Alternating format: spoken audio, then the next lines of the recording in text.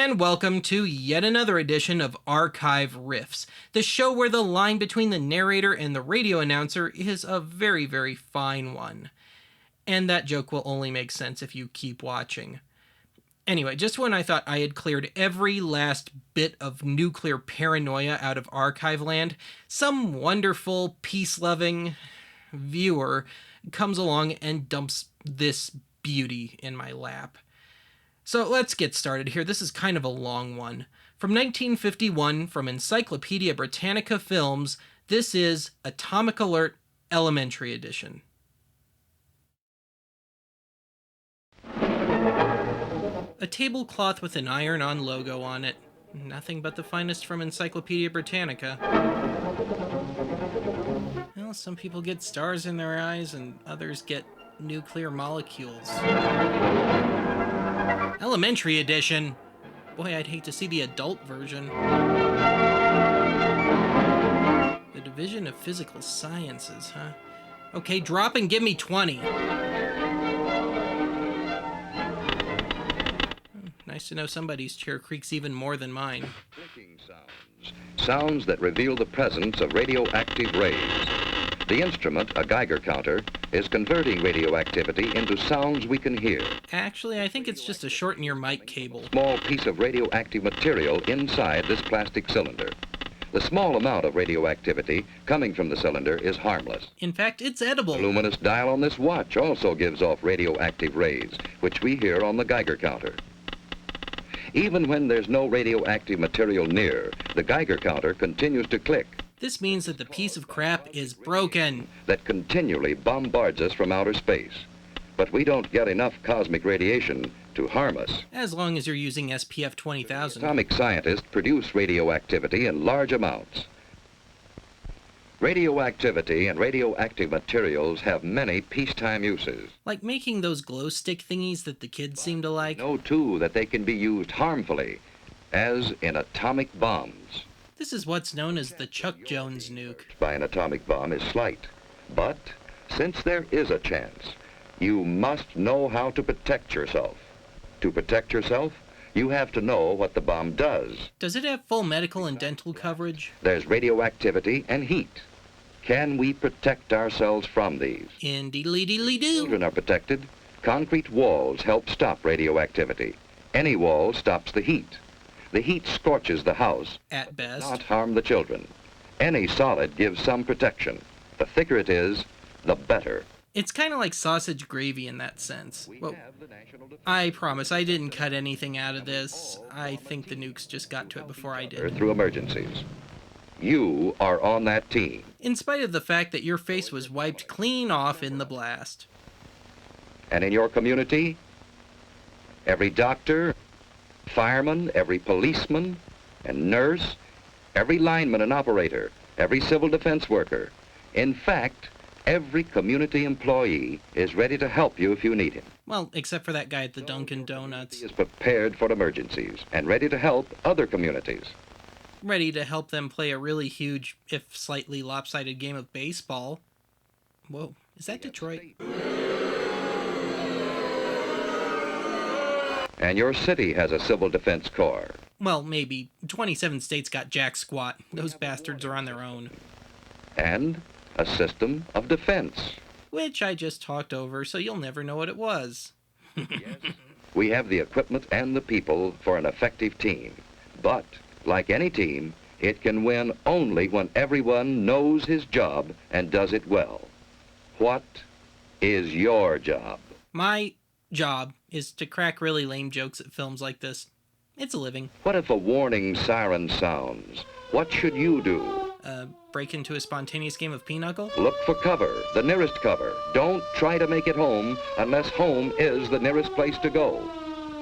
Don't hesitate. Find cover. Come on, kid. I wouldn't turn down an invitation like that. Even the dog's smarter. One is in on this. Strangers will understand. Like that one. Finding shelter quickly may save your life. If you can't... Well, at least the ghost cares. Behind a wall or a steep embankment, on the side, away from the city. Yes, yes. Right, Catherine Deneuve? Civil defense teams will go into action immediately.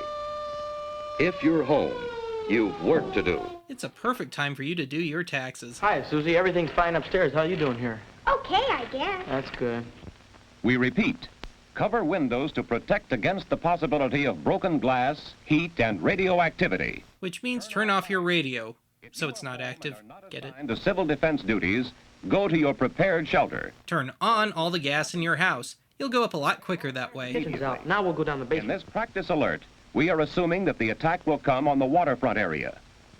See, it's just practice. All this rushing around for nothing. Now, there's just where you're wrong. We need this practice. Little Missy. That's good thinking. We all need practice. So there's no disappointment when the bomb really falls. Prepared shelter in the basement. You know, kid, just leave it up. If I know these movies well enough, a nuke will fall. Battery radio. And they have soda ash and stirrup pump. Soda ash and syrup pumps. Are they opening a fountain? They have other emergency supplies, too. A flashlight, a well-equipped first aid kit, with plenty of bandages, tape, and scissors. Because you're going to do a lot of editing. A Red Cross first aid book, a few cans of food, a good supply of water, blankets, and an electric lantern in reserve. You know, Susie, this stuff would come in handy on a camping trip. I'd a lot rather be on a camping trip. Say, what would we do if we didn't have a basement? And what if my train of thought was actually linear? And behind double walls. You know, like an inside hall. Ted's right. If you live in an apartment house, you can't all go to the basement. If you live on the top floor, your ass has to go to the roof. Unwritten apartment code. From windows and in a hallway if possible. Wait for the all clear. Be calm. Tearful but calm. If you're on the playground, run for shelter. If you're in the schoolyard, get into the building. Move quickly, but in good order. By height, if at all possible. Inside, go to the shelter area you've been assigned. Manat, by the window. Oh. Place on the floor. Here's one good way to protect your eyes and neck in case of a bombing. Wear a trench coat year-round. Be all clear. And they're off. So far, you've been watching a practice drill. But what if there is a bombing that comes without warning? Well, you tell it that it's been rude, then sternly turn it away. Find cover immediately. Don't look at the flash. Like this schmuck, who did it twice. In about 1 minute, the immediate danger is past. It's still edible. Then head for safer cover. Like an abandoned Hollywood lot. Another bomb may fall. Get indoors if you can. Shed your outer garments. All right! Have radioactive particles on them. If you're home, take shelter. Stay down for about 1 minute. By then, the danger from radioactivity, heat, and blast have passed. That is, if the building didn't collapse on you. Let's get things shut up. Especially that smart-ass Susie. Sue found shelter under her bed. The bed monster really enjoyed the company. Well, that's kind of pointless now, but at least the place will look nice. Dad, let's get the battery set. I hear Arthur Godfrey's on. When the house current is off, that battery radio is essential. Keep tuned in. Oh, what does it matter? The line between where the narration ends and the radio announcer begins is non-existent here. Weren't you paying attention earlier? The airburst of 3:01 p.m. was zeroed on Union Station. Somebody was really pissed that his train was late. Street north to as far south as the waterfront. You know, we're lucky. To Western. That blast was miles Stay from there. under Doggone it. Have civil defense to... I've just been handed a bulletin. There's been an underwater burst at the waterfront. Water thrown up by the bomb is falling as mist and rain, and it is radioactive. Shower immediately. Oh, wait. What does he mean by radioactive mist? According to what Dad said, the radioactivity gets into the mist and rain. And if the mist or rain gets on you, it's apt to make you very sick. What would you do about it? I'd scrub thoroughly with a detergent and water. You know, the poisoned radioactive water. Like Mom uses when she washes dishes and clothes. Don't drink tap water. It may be contaminated. Just crack open a blue ribbon, because you're going to be stuck for a Ted while. and Sue are waiting for the all clear.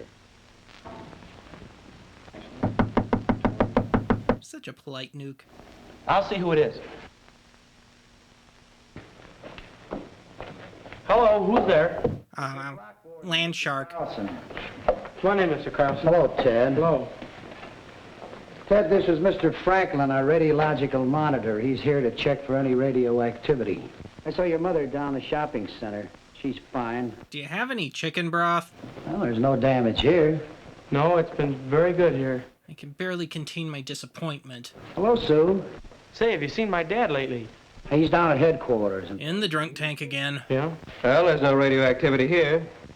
Say, Mr. Franklin, is that a pen on your coat there? Oh, no, that's a dosimeter. A dosimeter? What's a dosimeter? Well, it measures the amount of radioactivity that I've been exposed to. But this is the meter that I used to check with. Redundant, I know. Mr. Carlson, is there anything I can do outside to help? No, Ted, everything is under control. You just stay here till the all-clear signal is given. You've done a good job. Thank you, Mr. Carlson. Bye, Sue. Bye. A good job. That's what everyone must do to be safe. Doing a good job means simply following the rules in an alert or an attack, and waiting until all is clear again. There's no point to this. We just really like this scene. In this early and troubled stage of the atomic age, our very lives may depend on always being alert. And wearing clean underwear. Oh, I think the CBSI just got wickedly jealous. See you next time on Archive Riffs. Thank you.